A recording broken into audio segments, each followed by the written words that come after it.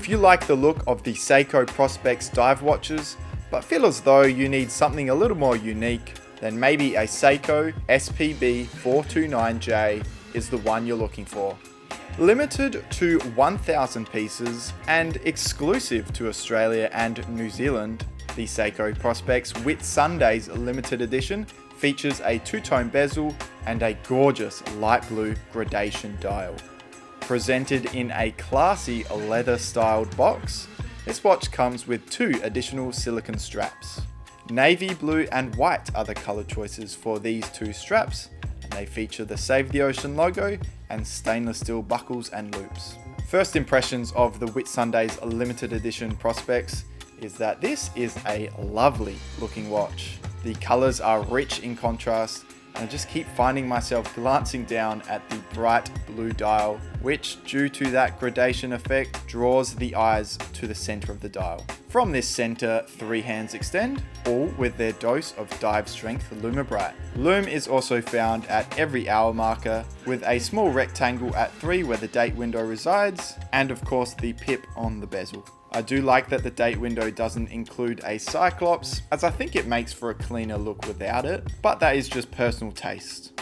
This Prospex is in the Sumo style, which features quite a thick case design, a diameter of 45mm and a lug-to-lug of 52.6mm makes this a larger than average wear. So on my 16.5cm wrist, it is a little too big. Thickness measures in at 12.9mm, and with the stainless steel bracelet on, this one is fairly heavy at 188 grams, but that just makes it feel more premium. The movement found inside here is the 6R35. This movement affords a 70-hour power reserve, meaning you can put this down after wearing it all day and pick it up almost 3 whole days later, and it will still be ticking along. The one-way rotating bezel features these deep blue and green shades with a matte finish. These colors really do look like the beaches this watch was designed after, so well done to Seiko for capturing that vibe so well.